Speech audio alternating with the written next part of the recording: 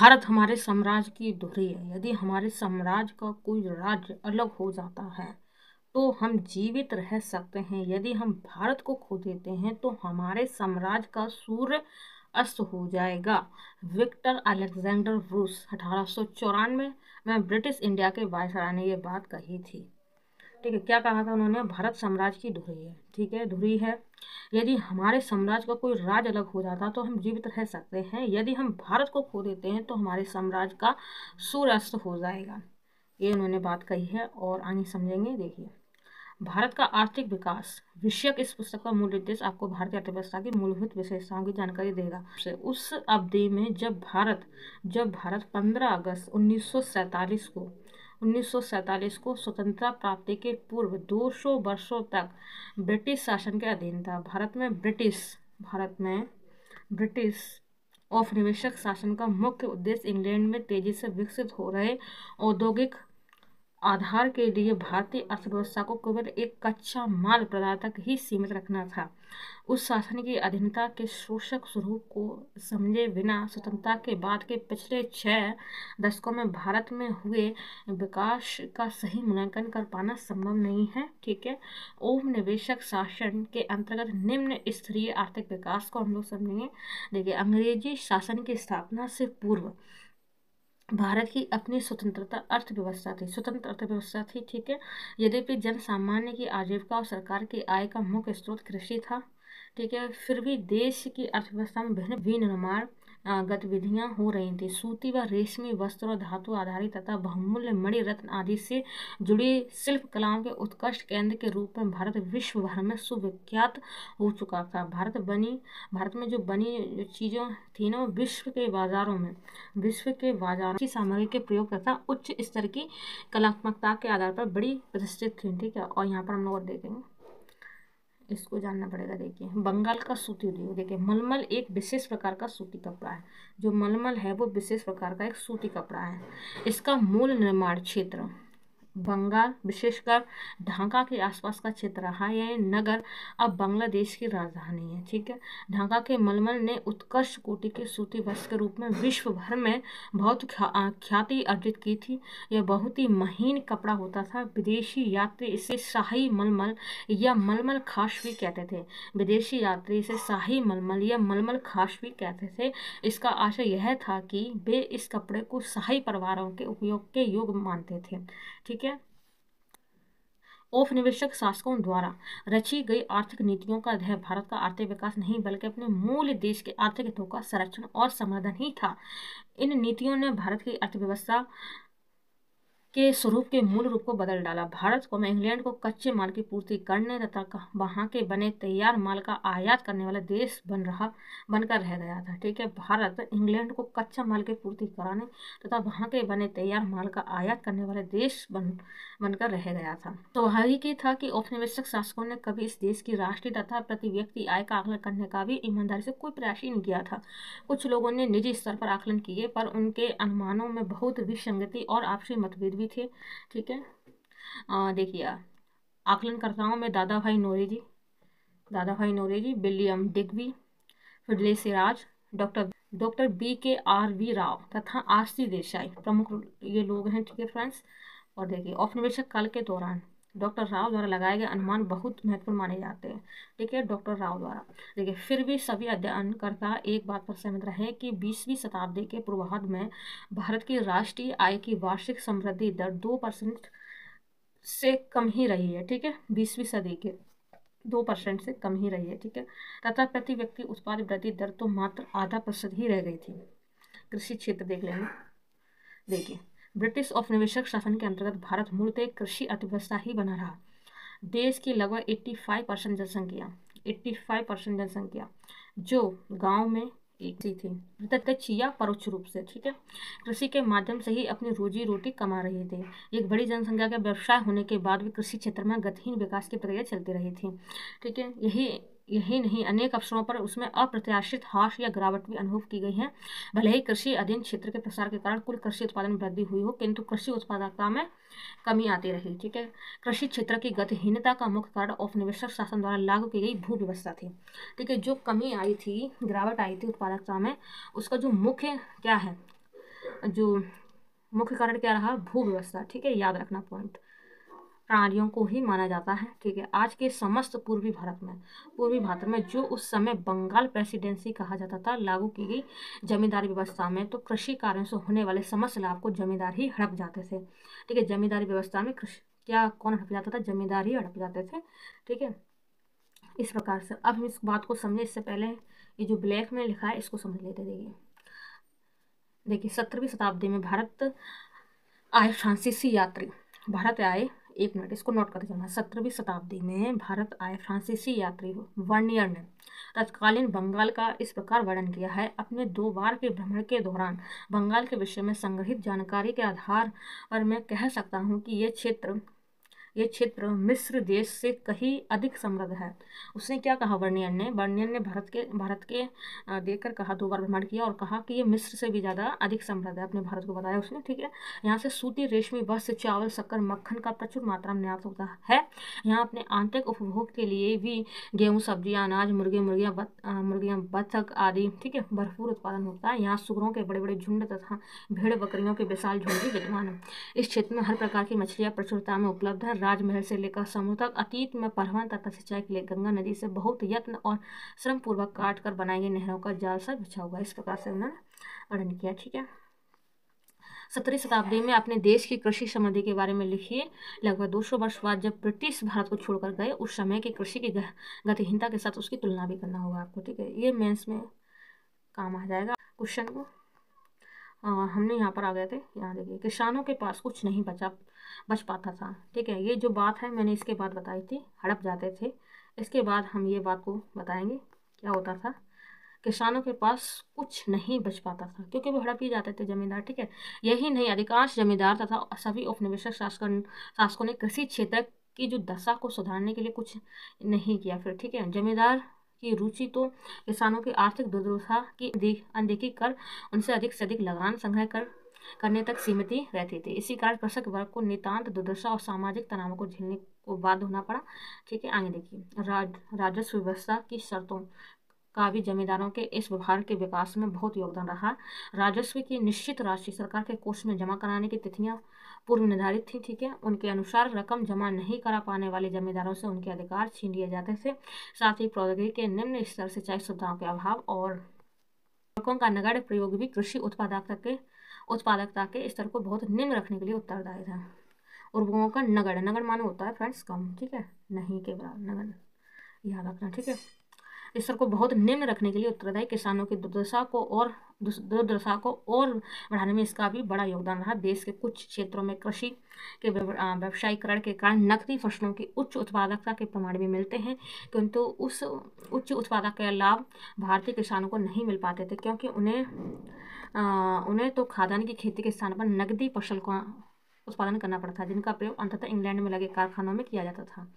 क्या है, सिंचाई व्यवस्था में कुछ सुधार के बावजूद भारत बाढ़ नियंत्रण में भूमि की उपजाऊ शक्ति के मामले में पिछड़ा हुआ था, जबकि किसानों के एक छोटे से वर्ग ने अपने फसल पैटर्न को परिवर्तित कर खाद्यान्न फसलों की जगह वाणिज्य फसलें उगाना प्रारंभ किया।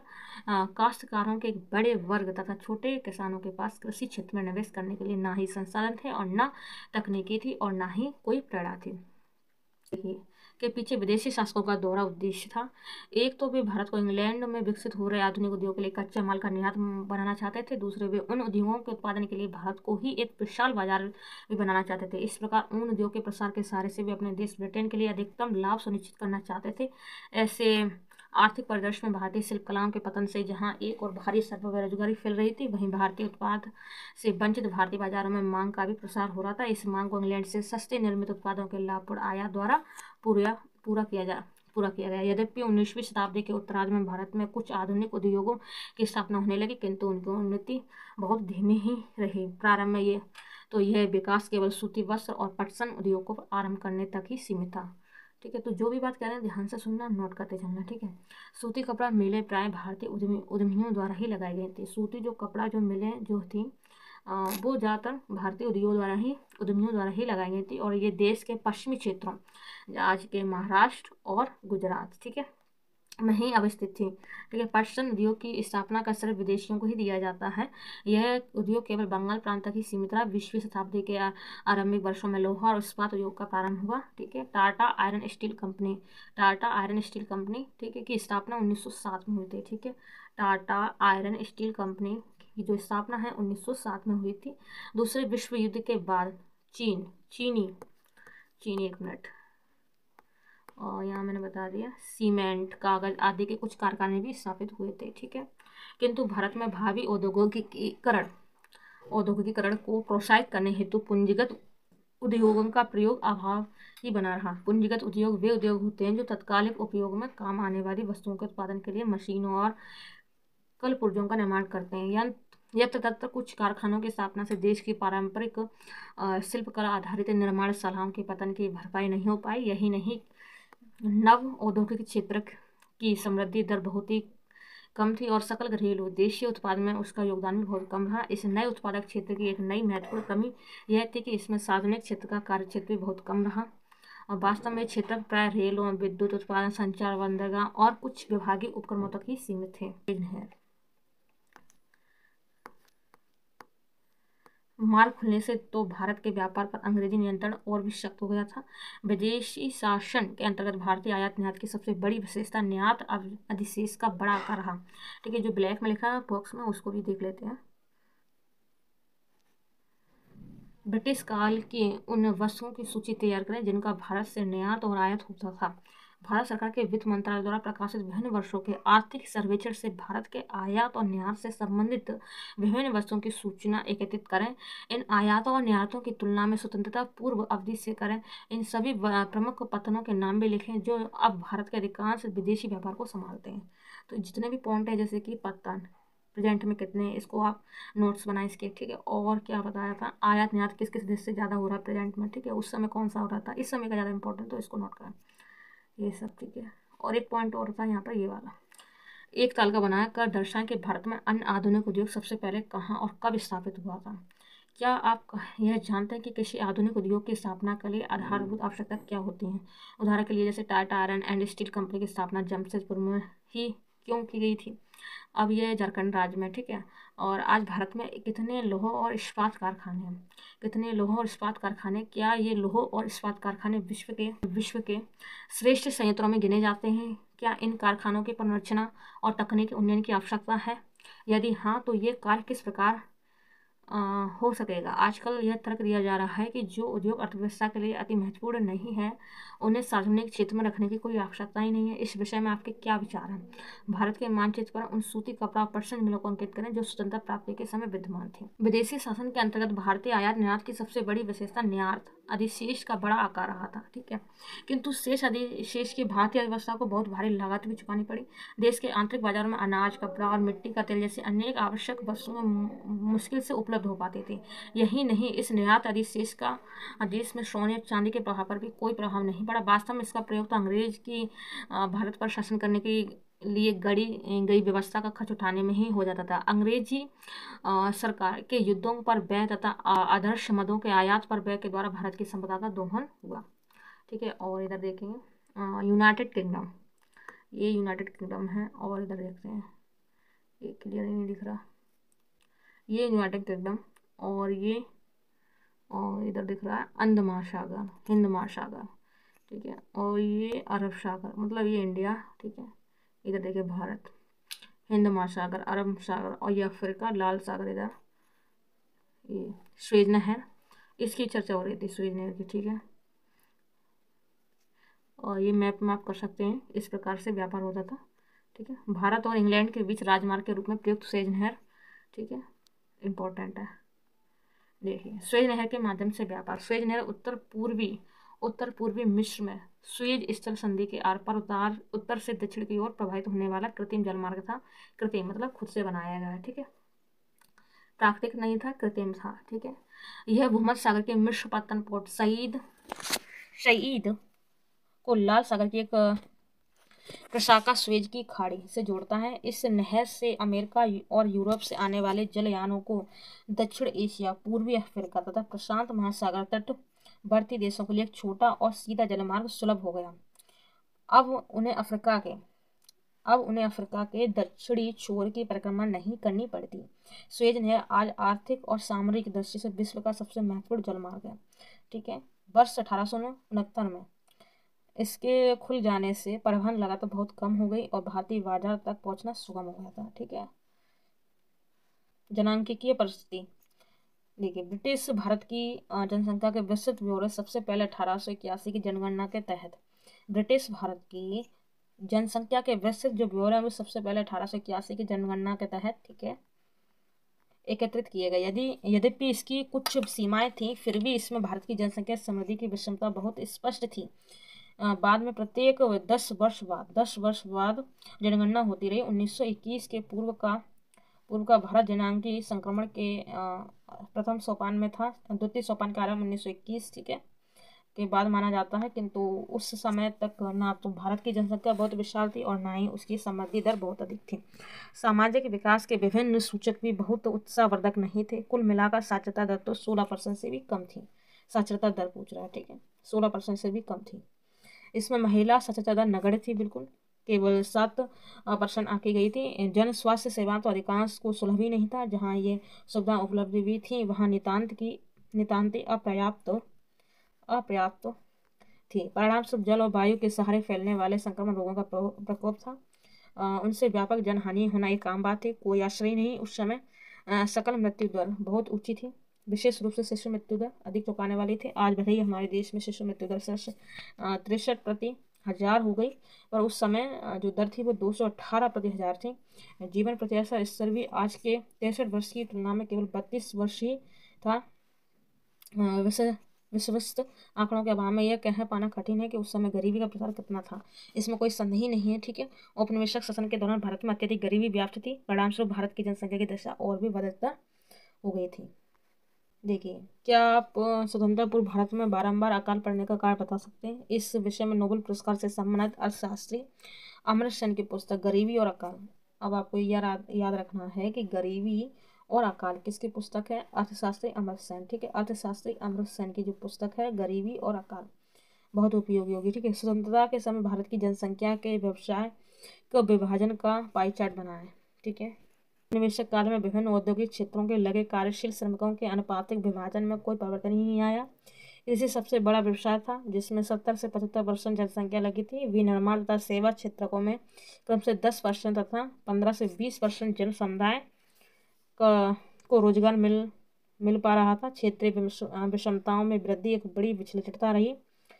उस समय ही मद्रास प्रेसिडेंसी, आज के तमिलनाडु, आंध्र प्रदेश, ठीक है, आंध्र और कर्नाटक और केरल प्रांतों के क्षेत्र योग है। मुंबई और बंगाल के कुछ क्षेत्रों में कार्यबल की कृषि क्षेत्र पर निर्भरता कम आ रही थी। ठीक है, विनिर्माण तथा सेवा क्षेत्रों का महत्व तदनुरूप बढ़ रहा था, किंतु उसी अवधि में पंजाब, राजस्थान, उड़ीसा के क्षेत्रों में कृषि में लगे श्रमिकों के अनुपात में वृद्धि हुई थी। तो कहाँ पर? पंजाब, राजस्थान, उड़ीसा में। और यहाँ पर आधारिक संरचना और औपनिवेशिक शासन के अंतर्गत देश में रेल पत्तन, जल परिवहन व डाक था। रेल पत्तन, जल परिवहन और डाक था। अंग्रेजों ने 1850 में भारत में रेलों का आरंभ किया। ठीक है, अंग्रेजों ने 1850 में भारत में रेलों का आरंभ किया। यही उनका सबसे महत्वपूर्ण योगदान माना जाता है। रेलों ने भारत की अर्थव्यवस्था की संरचना को दो महत्वपूर्ण तरीकों से प्रभावित किया। एक तो इससे लोगों को भू क्षेत्रीय एवं सांस्कृतिक व्यवधानों को कम कर आसानी से लंबी यात्रा करने के अवसर प्राप्त हुए। तो दूसरी ओर भारतीय कृषि के व्यवसायीकरण को बढ़ावा मिला, किंतु इस व्यवसायीकरण का भारतीय ग्रामीण अर्थव्यवस्थाओं की आत्मनिर्भरता के स्वरूप पर विपरीत प्रभाव पड़ा। ठीक है, भारत के निर्यात में निस्संदेह विस्तार हुआ, परंतु इसके लाभ भारतवासियों को मुश्किल से ही प्राप्त हुए। ये आप यहाँ पर देख सकते हैं, मुंबई तथा थाने को जोड़ने वाला पहला रेल पुल 1854 में। ठीक है,